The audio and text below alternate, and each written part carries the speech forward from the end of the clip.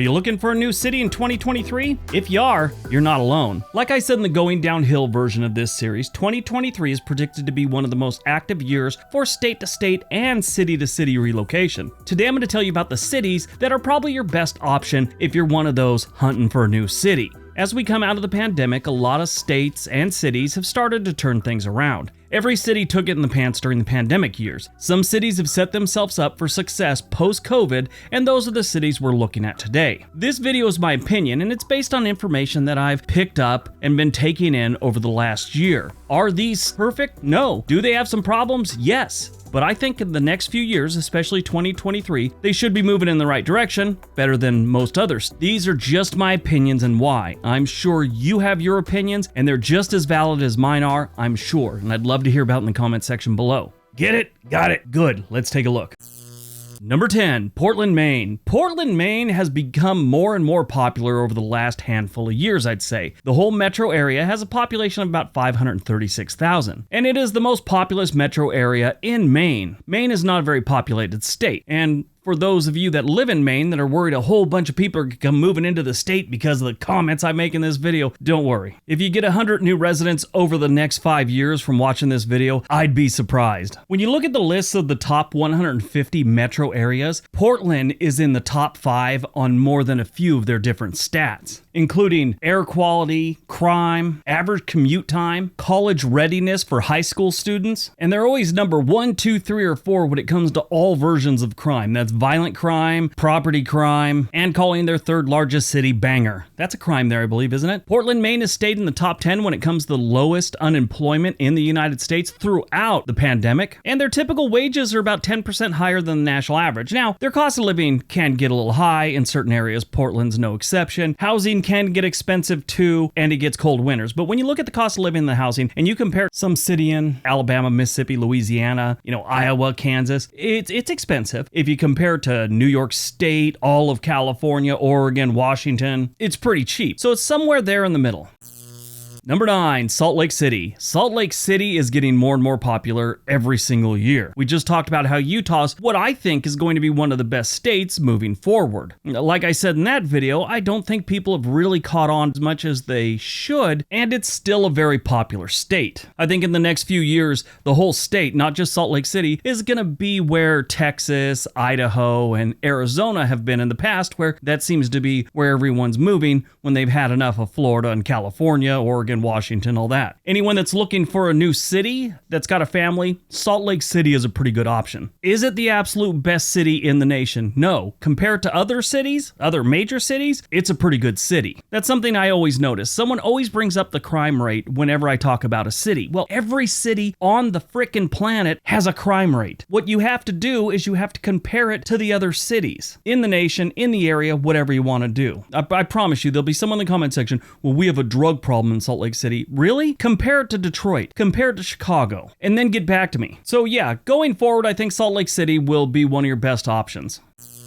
Number 8, Madison, Wisconsin. Madison, Wisconsin is one of my favorite cities in the United States. Once you get past the cold winters, there's really not a lot of bad things going on in Madison, again, compared to other cities. Compared to Possum Trot, Kentucky, yeah, it's got some problems. Possum Trot, Kentucky has 12 people. The Madison, Wisconsin metro area has 660,000. Side note, Possum Trot, Kentucky is an actual place. Not a lot goes on there. It's an unincorporated area in Kentucky, and I saw a picture of like Rand Paul, the senator from Kentucky, doing like a Quick Mart grand opening thing. It was hysterical. This like a couple years back. It's not like he was a nobody at the time. He was a senator when this happened. But yeah, Madison, Wisconsin doesn't have a crazy cost of living. They have jobs. They have cold winters. But in 2023, I think it's going to be in better shape than it is now.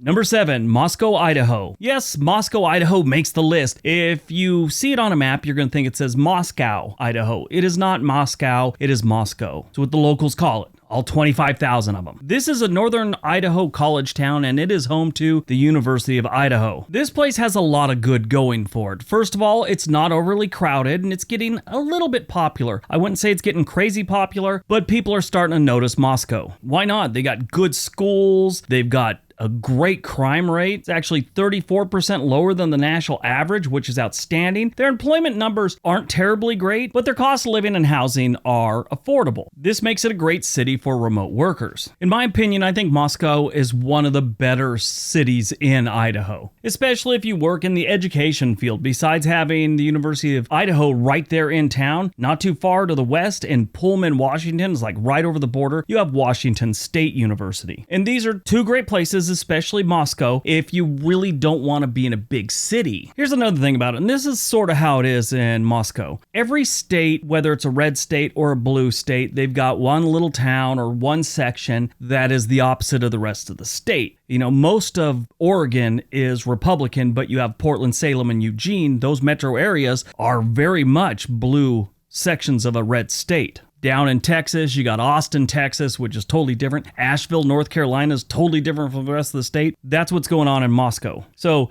yeah, Moscow's not like the rest of Idaho. So keep that in mind if you do decide to move there. Number 6, Des Moines, Iowa. Des Moines, Iowa is another place that's been gaining popularity in the last few years, and mostly its cost of living. Des Moines is a great place to raise a family. I mean, all of Iowa is just about. But the cost is really what makes this place a good place to live. If you look at the top 150 cities in the United States, Des Moines is ranked 15th when it comes to cost of living. It's very low. And their employment numbers are pretty good. They have a little poverty, but not nearly as bad as some of the other cities in the country. With the influx of remote workers, I think places like Des Moines are really going to get more attention, and they'll be a great place to live in 2023. Number 5, Green Bay, Wisconsin. Green Bay, Wisconsin, in my opinion, and statistically, is one of the best places to live in the United States. This is another place, though, I got to give the disclaimer. Once you get past that and people wearing cheese on their head at football games, it's a wonderful place to live. Green Bay sits about 100 miles north of Milwaukee, and it has a population of about 320,000. That's their whole metro area. It is affordable when you look at cost of living and housing, and I'm talking rent and owning a home. They got plenty of things to do here, and you sit right on Green Bay, which is part of Lake Michigan, and it has the Fox River flowing right through town. They don't have a lot of poverty, and they've got jobs. Their unemployment rate tends to be between 10 and 15% below the national average. And that was throughout the pandemic, and it's still that way. So that's why I think it's a great place to live in 2023. Number 4, Ann Arbor, Michigan. Yeah, we're staying up north in Ann Arbor. Ann Arbor, Michigan's a great place to live. It's only knock as it's a little expensive, but they don't have any real crime. Their employment numbers are high and their poverty levels are low. Their housing is affordable and they have outstanding schools. Ann Arbor is just west of Detroit. I should say the Detroit metro area. It's a good distance away from the actual downtown Detroit. It's like a 45-minute drive from downtown Detroit to downtown Ann Arbor. Ann Arbor has a population of a little over 370,000 residents. That's in their metro area. The city itself has a population of about 121,000, so it's a decent-sized place to live. This is also a college town. You'll find the University of Michigan here, and it has the Huron River flowing right through town. Again, cold, but also if you love the outdoors, this is a great city to live in. Now, Ann Arbor, like most of Michigan, has reasonable real estate prices. If you look at the median home price here in Ann Arbor, it's only $270,000. Now, this one, we're really not focusing on the real estate, but I will tell you that realistically,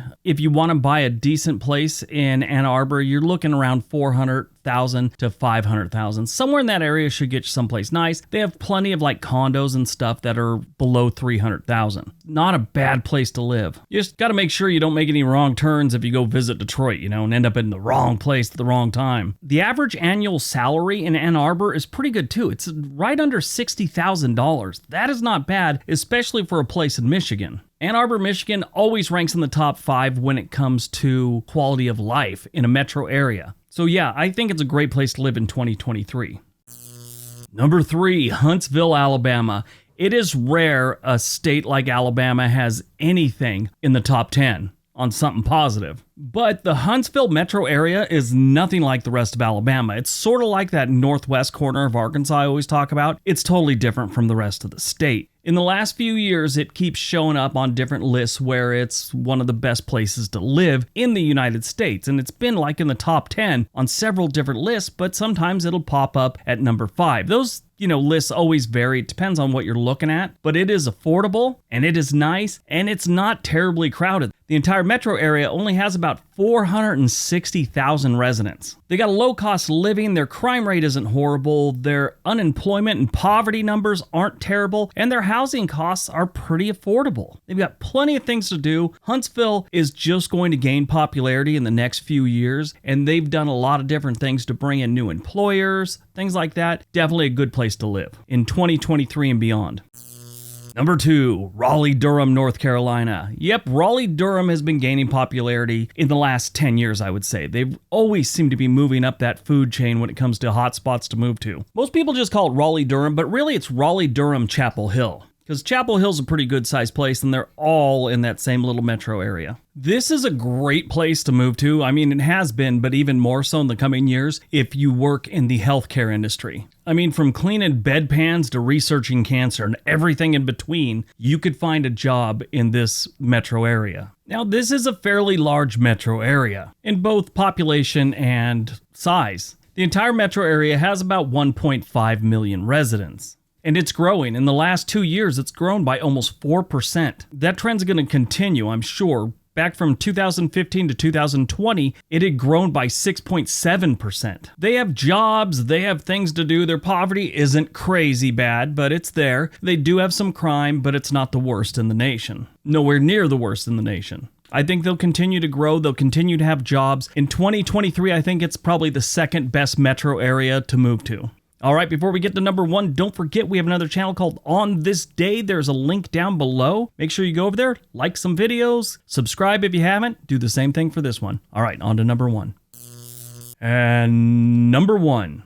Colorado Springs, Colorado. Colorado Springs is another one of those places that really isn't like a lot of the other metro areas in Colorado. Colorado Springs is in between Pueblo, Colorado and Denver, and it's got a lot of military there. I mean, the Air Force Academy is on the north side of town, just outside of town, I should say, and you got Fort Carson, which is an army base, which I really wasn't a fan of, and that's on the south side of town. This is another one of those cities that has never lost population. I mean, the first time they were in the census was 1890 and they gained 163%. Only in one decade did they have less than double-digit growth, and that was the 1920 census. And I see no reason why it's going to stop. There's plenty of opportunity. It's a great place to live. The entire metro area only has 750,000 residents. When you look at the positives, their schools get really high grades, their housing is really good, their unemployment numbers are so-so. It's actually 2% lower than the national average. The good thing is the income per household is about 5% higher than the national average, so that's a plus. That just tells you people are getting paid there. The only knock they do have is they got some crime. Their total crime rate is 60% higher than the national average, but like I've said in past videos, you got places like East St. Louis, Philadelphia, and Detroit where the crime rate can be like 300 to 500% above the national average. So they're not terrible. But I think as far as growth and the direction this city is going, it's all good.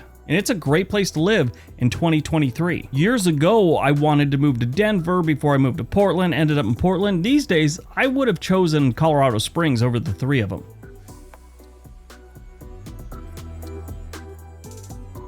All right, that's today's video. Hope you guys enjoyed it. Hope you got some information out of it. Let me know what you think in the comment section below. Do you think one shouldn't have been on the list? Which one would you have put in its place? All right, everyone, have a great day. Be nice to each other.